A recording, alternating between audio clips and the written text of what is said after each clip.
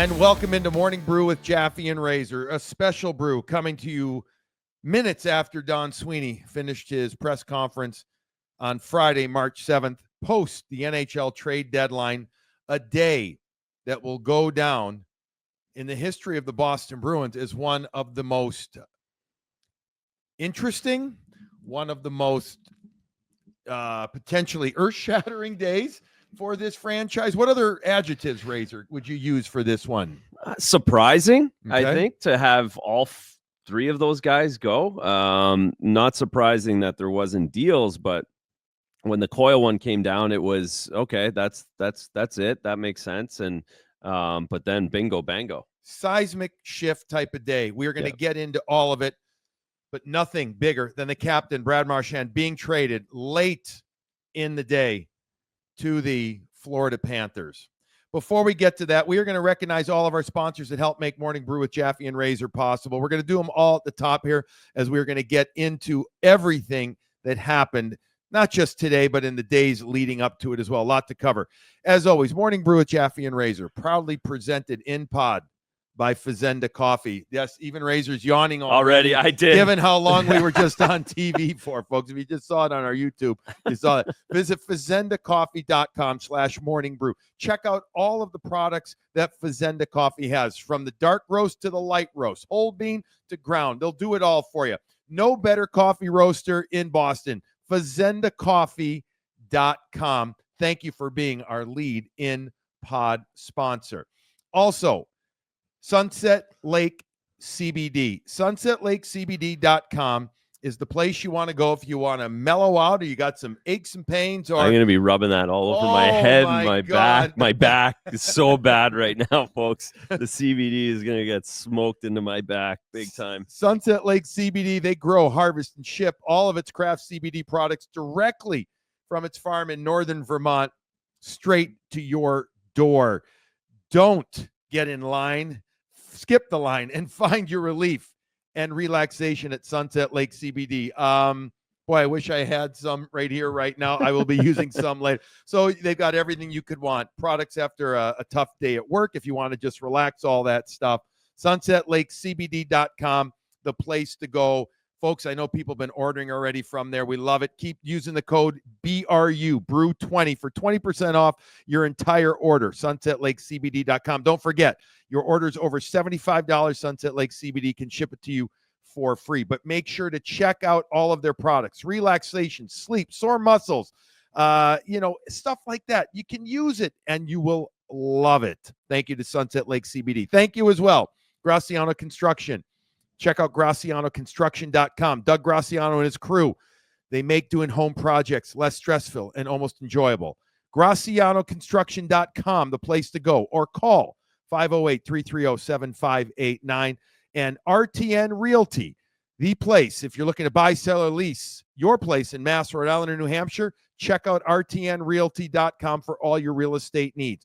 Reach Chris Gentile at cgentile@RTNRealty.com or call him at 617-835-0845 for a no-pressure consultation. The spring rental season is upon us. Chris and his staff have got you covered. Check out RTNRealty.com and tell them that you heard about it on Morning Brew with Jaffe and Razor. And lastly, Sparks Hockey, the Spark Sharpener.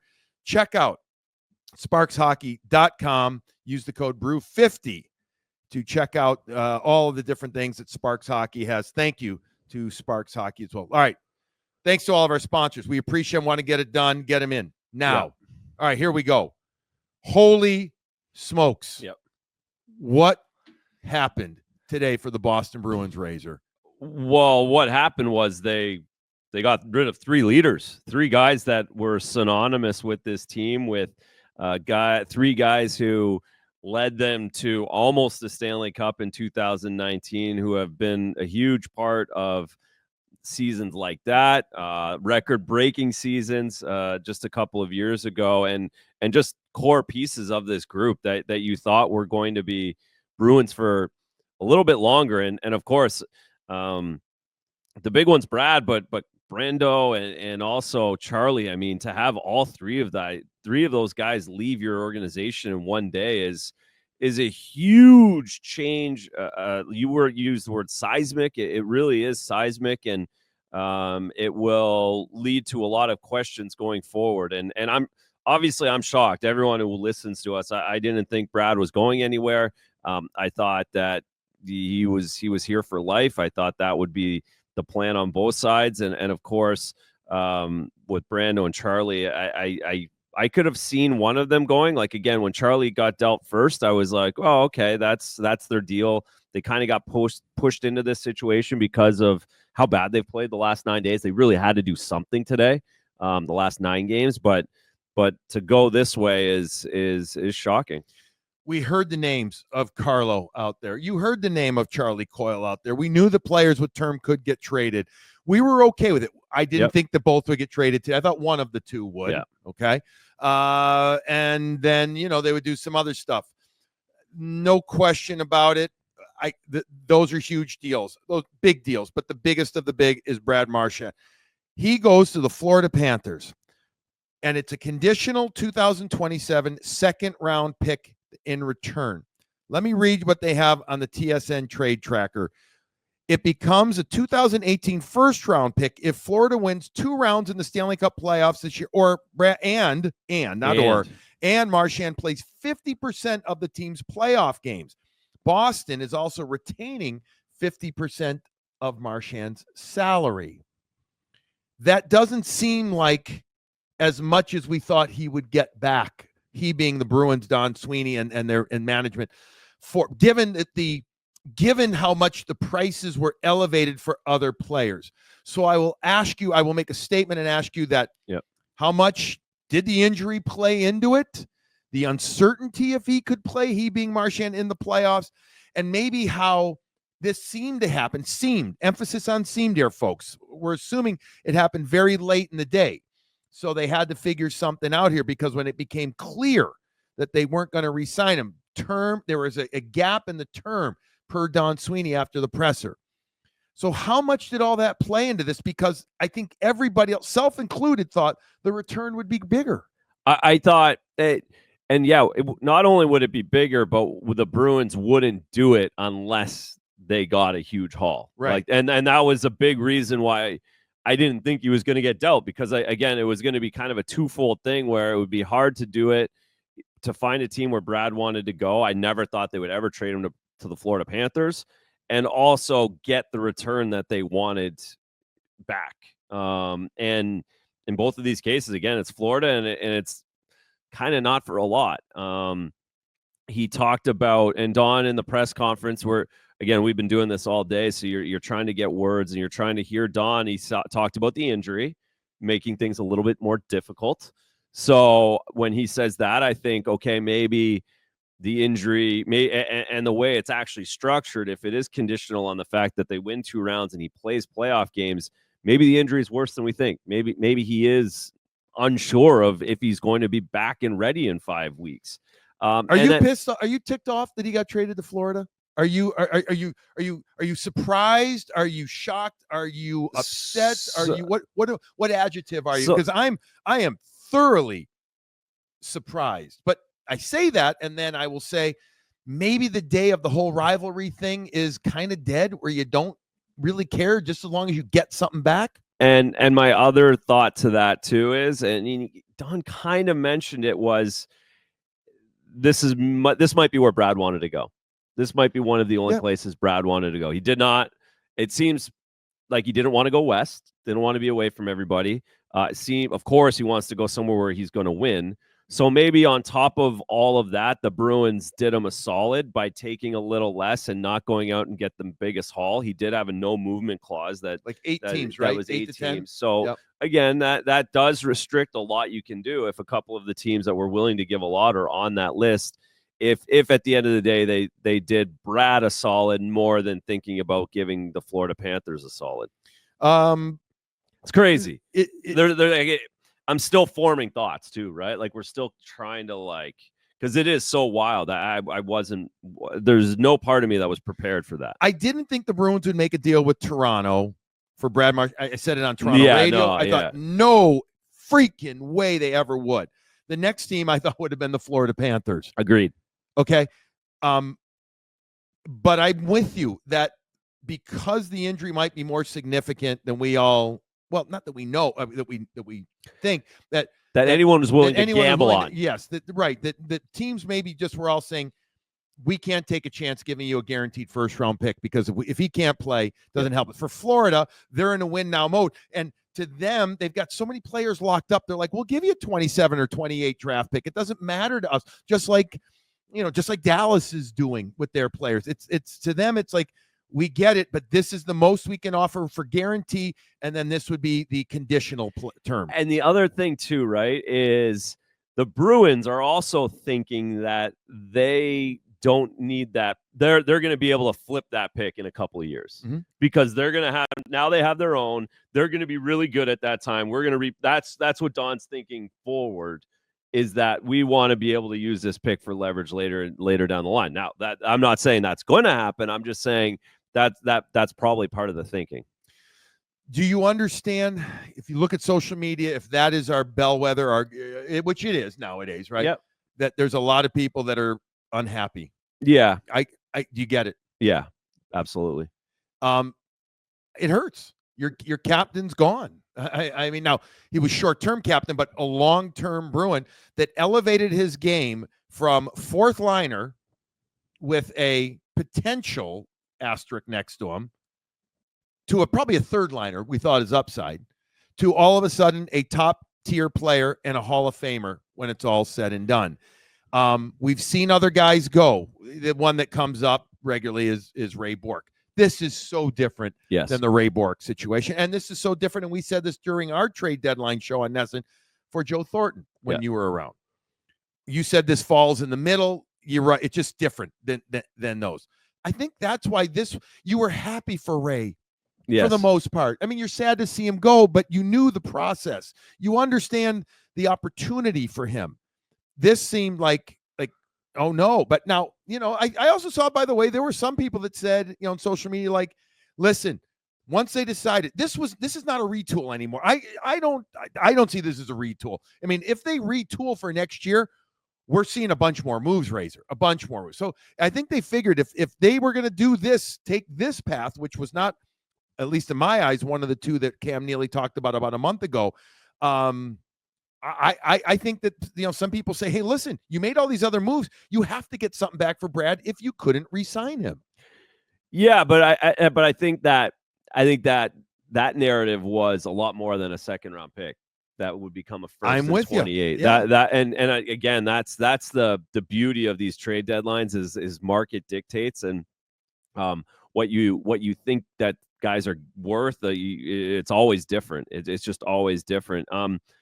It does lend itself to that idea that Brad, again, I think there's some people upset, and I have this in my head a little bit, and Dale brought it up, like him coming, being injured, not having closure. At least it wouldn't, to some people, I think the closure would be better off keeping him here, working all summer to try and figure out a deal, rather than the second round pick that is there. And could they have figured out, if they kept them, could they have figured out how to get a deal done in May, in June, and in June 30th, get one done? I suppose that's still possible, but of course, as soon as anybody goes out the door, it feels very like hard that's to get it. It just doesn't work that way. Yeah, I mean, I said on the radio whatever day it was, Wednesday, that if it's happening, it's going to be a heavy return. Yep. I was wrong. No, I know. I was wrong. So, but the Bruins felt they had to do it. Yep. And now, I mean, this goes down again. I'll use the word seismic as a seismic moment for this organization, because they don't have an obvious next captain on the team, in my opinion. Agreed. You agree? Okay. They have guys. They have two guys. They have two guys right now, and I won't be surprised if either one of them get it or don't get it. Yeah. I mean, could you see them going without a captain for a while? And I know they're not doing one this year. They said that they're not going to wear a seat. I mean, maybe you take even next season and you just develop, or you have co-captains, or of course, the big caveat is you bring somebody else in, because there's a lot of stuff that there's going to be done. Oh no, this what they just did today makes Morning Brew extremely interesting in June, July. It does, because they have so much more to do. Yeah, they there's have no more tweaking. This is still big construction. This is Graciano construction right this here. is Graciano construction, redo right down. Again, you have, and I understand what he means by Don saying it's not a full rebuild, because you have Pasta, you have Hampus, you have Charlie McAvoy, and you have Jeremy Swayman. You have those four pieces, but you need 4-6 wingers next season. Right. You need to figure out who your centermen are. You need a defenseman on your, you need 7 players now, and they're going to be 7 new players over the summer. You need to spend $27 million over the summer. Right. They're going to, by the way, there's a bunch of trades coming. The free agent signings and trades still. Yeah. No, there's a lot going on here now. And yes, I do. It's not a Buffalo Sabres down to nothing, because you have the guys that we just talked about. And when you have those 5 guys, you're never really fully rebuilding, but it's much more than a retool too. I hope we get to hear from Brad Marchand soon. I'm assuming he is here rehabbing right now. Does he wait in town for Tuesday's game and then go back down with the Florida Panthers?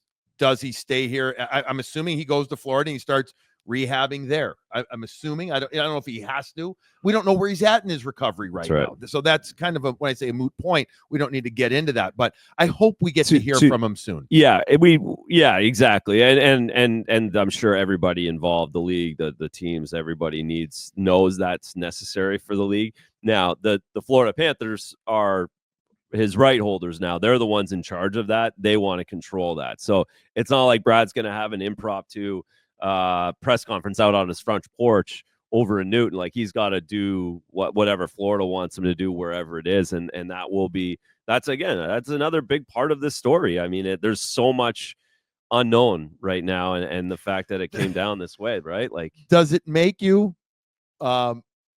dislike the Florida Panthers more? And I know you're a national analyst as well, in addition to a Bruins guy, but you know what I mean. Oh, no.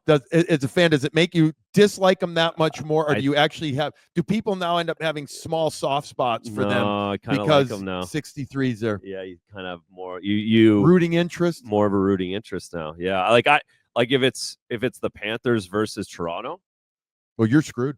Yeah, it's Panthers now. It's Panthers more than it was before. I think you want to see Brad tear Toronto apart again, in a way, which is wild. I mean, the fact that, and I know this was all over social media, it's going to be the first round matchup, but somehow. The fact that Tkachuk, Bennett, and Marchand are all on the same team. No, they are going to be absolutely hellions. Referees are going to absolutely hate that team. Oh, Brad, and Brad's gonna, Brad's gonna work them up to a point of frenzy on a daily basis. Come play, it's gonna be must watch. Those guys all listened to Brad during Four Nations. Those guys being the Bennetts and the Reinhardts, and he was typical Brad in the locker room, vocal and charismatic, and embraced. They love him. They loved him. Right. Yep. I'm sad. I am.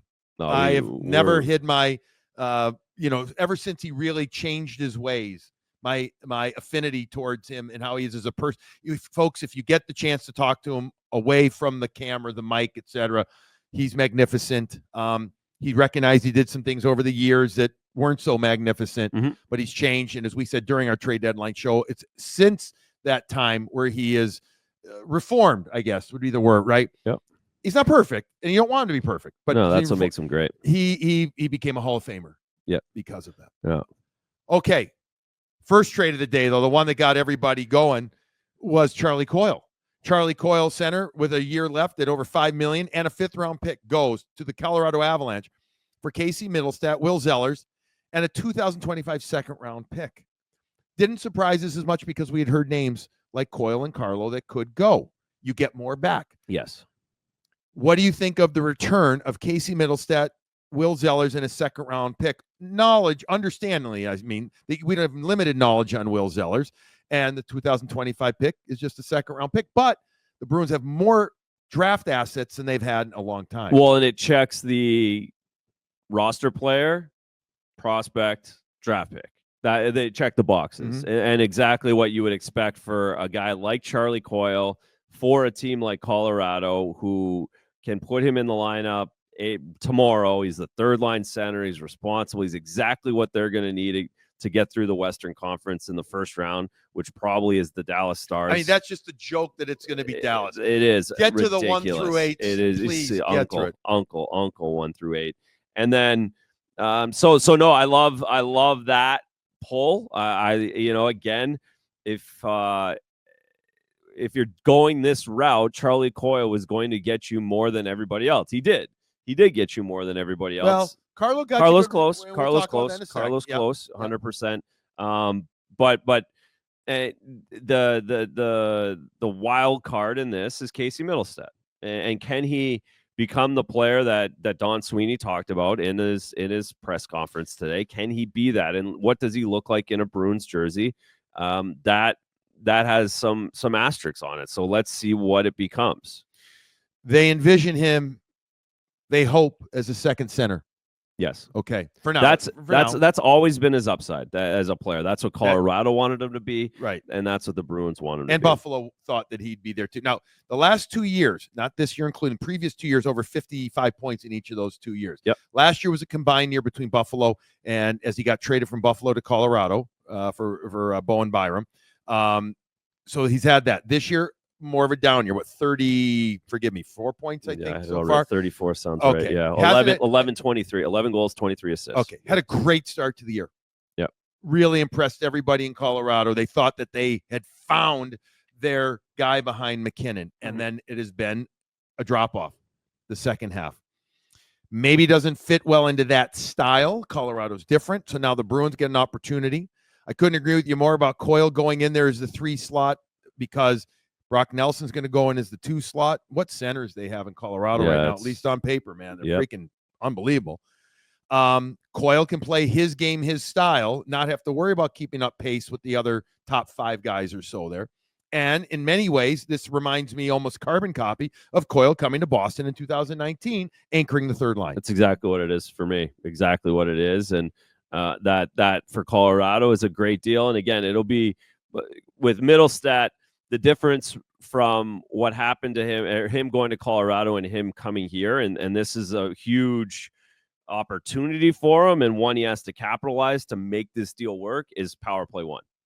And that's what Don Sweeney alluded to, that he didn't have those opportunities like he did in Buffalo. In Colorado, of course, you're not getting on the power play 1 with those guys. Nope. And he's going to have that opportunity here. And they thought it was a sense of weakness. Of course, we all have said that. Can he be a power play guy in this league? That will probably determine whether it turned out to be a good deal or not. And it also moves Elias Lindholm to the 3 slot. He's the third line center. Yeah. You're not moving any of those 3 guys to wing. So now Lindholm becomes what the Charlie Coyle or the typical third line center of a good team for looks now. like. It appears like correct. Middlestat, excellent hands, very creative, good shot, top 10 pick. Played at the U.S. program, played at Minnesota for a year. I wouldn't call him a speed demon, but that's the thing. He'll work on his feet, but he's got that creativity and the hand-eye coordination. You watch some of his great stuff, so he's got a lot of skill. Bruins need some skill. This has to, though, like you said, this has to be taken advantage of by him in his late 20s. He's 27, 28 years old. This is a major moment, I think, in his career. Yeah, if he wants to be top 6 forward, consider that. Of course, he's got 2 more years on his deal after this one, so there's a little bit of time. But if this is his shot, you can't go to 4 teams. No, not at that age. No. Will Zellers is a player in the USHL, leading. I think he's the 2nd point producer in the league. He's got 40 goals at this time. He's going to North Dakota. Originally a BU commit. A lot of skill, a very good player, I'm told, but I have never seen him play, so I'll leave it at that. Yeah. The 2025 second-round pick is just what everybody has been talking about, needed that. The other big trade of the day, anything more on that one you want to get to before I? No, we crushed it. All right, Brandon Carlo going to the Toronto Maple Leafs. I had a big gulp on this one. I'm like, whoa. Yeah, and just quickly because I thought when they got Zadorov that they were locked and loaded with their top 4 or top 5, including Lowry, for 4 years. And Carlo is a big piece of that. He has been a huge part of these guys winning games in the playoff time, especially. And that's where I still thought you could. This is kind of where the retool changes a little bit for me, because he would have been a big part of a retool. Like, I would consider him a captain. I would consider him one of those guys. He's part of your leadership group, 1,000%. So 2 years ago and last year, especially 2 years ago, outstanding. Yeah. Last year, I felt had another solid, a very good year. A different year this year. With that said, which player on this team besides Pastrnak and Geeky, I guess, which both started slowly this year, has really achieved that level that we're used to? And Carlo at times has struggled, I felt, this season. Still a very important presence for this team, an amazing human being, just like Charlie Coyle. Both of them. I'm sending out the cliche, but thank you guys. I know you're not watching, but you know, thank you for all they've done. They've been awesome to deal with. Love those guys. Carlo, though, wasn't as, and maybe this is also just an indication or indicative of what the Bruins aren't this year, Razor. You know, less support around him and everything. Wasn't the same. But we saw last week, great penalty kill, stick work, etc. He's going to go in and slide in. I'm assuming that Chris Tanev's going to be okay eventually for this Maple Leaf team. He's going to slide in, and he is now going to be part of their top four. It's going to be a big get for the Toronto Maple Leafs as they battle for the Stanley Cup. They haven't had a lot of success, as we know, in the playoffs recently. They give up a first-round pick, which we don't have the exact pick yet. Yeah, that's we can't find it anywhere. Can't find that. Is it Toronto's first-round pick? Is it one that they picked up in the trade? I feel like it must. Now that we're talking through, we haven't talked about that, but it feels like it must be Toronto's because no one said anything. Is that fair? Yeah. So if it is, that means it's a late first. Like that means it's 25. Yeah, 20 at best. Yeah, I would agree. But we'll wait and see. But Fraser Minten is a very high prospect, highly regarded prospect for the Toronto Maple Leafs.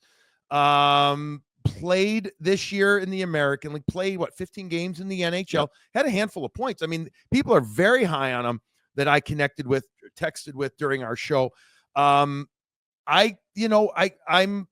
bullish on this one. I like the return on this one here an awful lot. This is a big return. This is the Leafs paid up for Brandon Carlo, and rightly so. Again, $4 million guy for the rest of this year, the run that they have, and next year. And you know, an opportunity to continue to go forward with him. So they know all about him. Toronto Maple Leafs didn't sign him or didn't trade for him and give up what they did because they were unsure of what he was like. He shut them down come playoff time. They love him there, and rightly so. And they gave up a lot because Fraser Minten is an NHL hockey player. Of when you talk about prospects and people want to look at, you know, he's a top 10 prospect in the National Hockey League. He's a guy who plays hard, is physical, is gritty, has a little bit of skill in him. Has a little bit of pace in him, but just a good old-fashioned hockey player, Western League kid, and should fit in real well with what the Bruins mentality is. So, you know, you take this guy out, you take, you know, these are all what I would call presence guys. They're all front and center when the media needs to speak to somebody. Yeah. You know, when the team needs maybe a proverbial pat on the back or whatever. You know, they're experienced at this. You know, Carlo's going to do great in Toronto. Yeah. He's going to be fine. Charlie Coyle's going to do unbelievable in Colorado. Well, they're going to love him. There isn't as much media like compared to Boston and compared to Toronto, obviously. But that's something that, you know, the Bruins are going to be, I think, challenged for that. Yes, they've got other guys. You know, Charlie McAvoy can do stuff. David is very good, you know, doing stuff. But this is a different now. We've already talked about leadership a bit, but it's not just leaders that wear a letter on their sweater. It's also throughout the room, guys that can handle take other things. To me, that's one of the biggest things about now. That's why I don't think this is just a retool, because you are resetting a culture of a team now in so many ways, on and off the ice. Well, there's 4 guys that have been here for more than 2 years.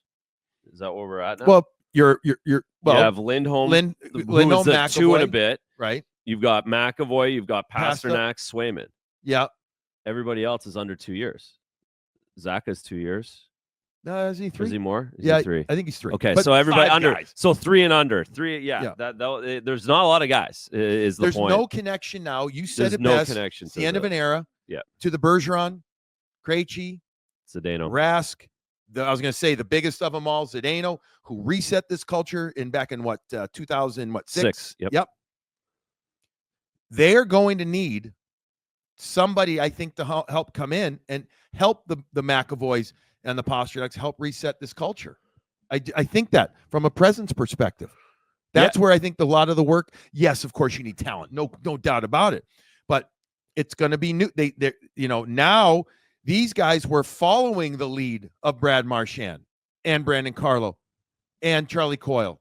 Right now, they become the lead dogs, and lead dogs need support dogs behind them.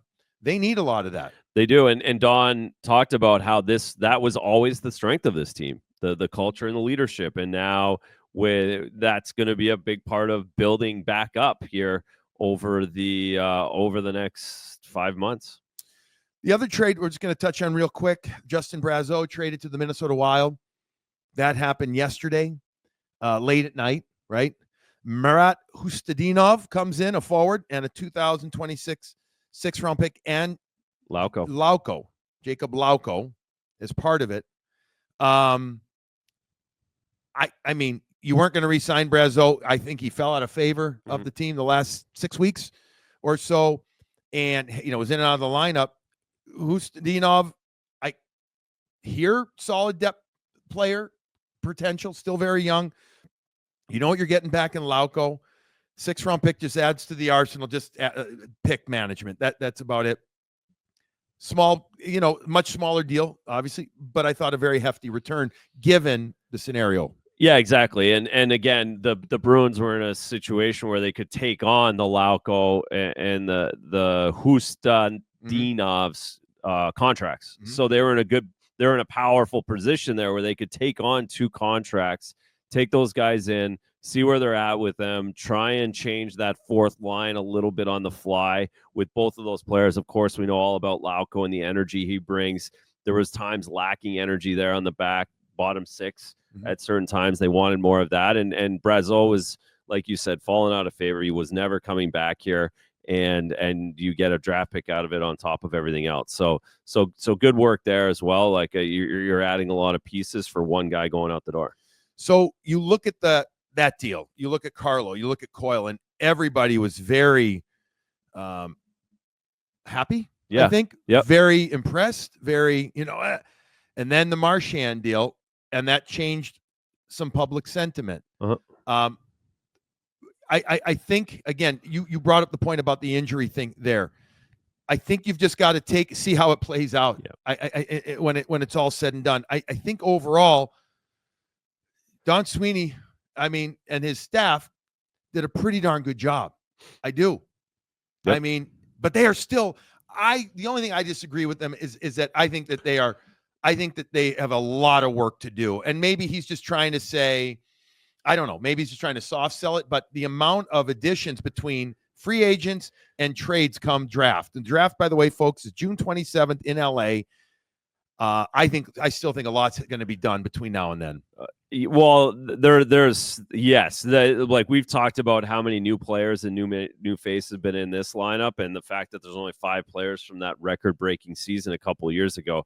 There's only going to be more. There has to be more. Yeah. Like, what do we think there is? And I'm sorry, I don't have the sheet open in front. We don't have the exact salary cap room just yet. It's going to change too. Oh, by the way, they got Henry Jokiharju. I forgot from the Buffalo Sabres, who's in the last year, folks, of his deal. It's a $3.1 million contract. He's a defenseman.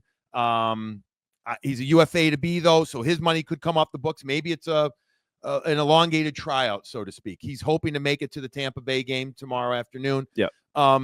So they add that, but we're talking upwards of $30 million available, give or take, right now. Yeah, that's right. Close. Yes, exactly. And that means a lot.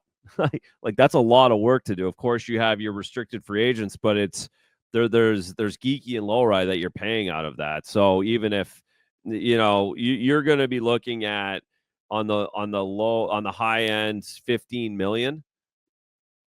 free agent money. Oh, easily. Right? I think like more even if you signed all the restricted free agents, you're easily in the 15 to 20, which is a lot of money, and who you're going after, and are you making more deals? To your point, there's a lot of moving pieces, and certainly where they are right this second, they're not ready for next season. So what are next, and what they do with it will be fascinating.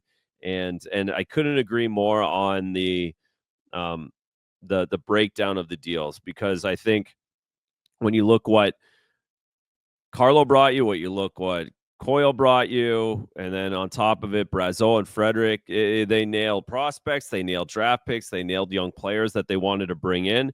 It's just the Brad one that's really hard to, could Brad have helped those young kids, those young prospects, those draft picks by staying? But obviously there's some kind of business involved in that. That's what we won't know probably for a little while, if ever. Quickly to go over the draft pick summary that we have right now. 2025, 1 first, 2 second, 1 third, 1 each in the 5th, 6th, 7th. 2026, 2 first rounders, 1 second, 3rd, 4th, and then 1 6th and 7th. 27, 1 first, 2 seconds, and then 1 each, round 4 through 7. So they have, they've got 4 picks in the first 3 rounds coming up.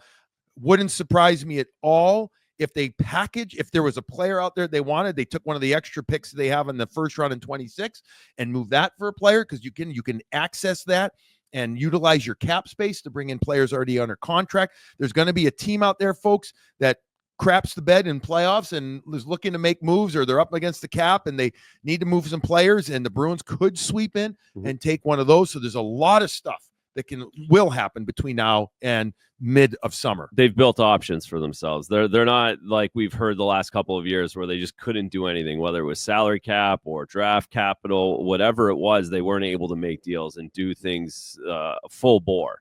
But they can go all in on anything that they truly believe in and have conviction for in June and before the draft. What a day! A crazy day. What a day! I mean, both Razor and I have done trade deadline shows before, not only at Nesson but other places. The frenzy, oh my God, I'm trying to keep it clean here. You know what I mean? Crazy effing stuff going on. And obviously, because we're Bruins people, it impacted us even more. But folks, the entire league was texting us talking about the Bruins going on. So it was league-wide. It was just crazy. Haven't experienced anything like that before. Have not in my time. I had not. There've been crazy days, the trades and all that stuff. Remember a few years ago, all the signings and the trades. We had that one day over the summer. It was nuts.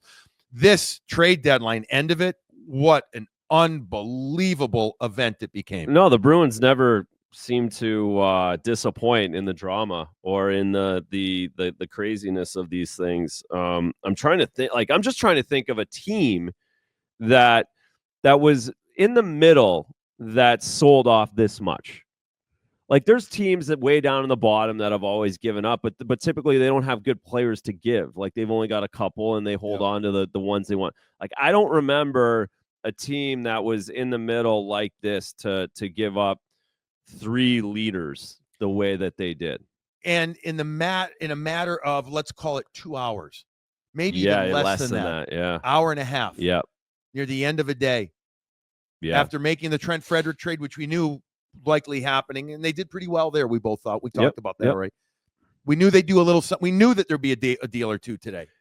By the way, our good buddy Barry Peterson, besides now having all these different names to pronounce, I'm going to tell you right now, the governor predicted that there would be at least 2 or 3 big trades. Yeah, he did it. He did. So good job, Barry. That's it. Hopefully you're up listening to this.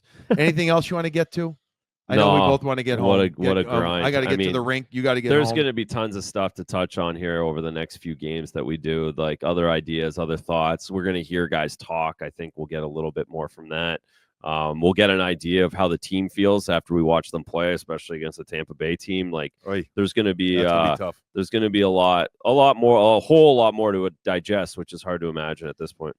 A major day in the history of the Boston Bruins, especially the recent history of the Boston Bruins, something that we aren't used to seeing. with this organization. Major shakeup, to put it mildly. All right, that's going to wrap up this morning brew with Jaffe and Razor. Thank you to RC for helping put this all together. RC. Thanks, buddy.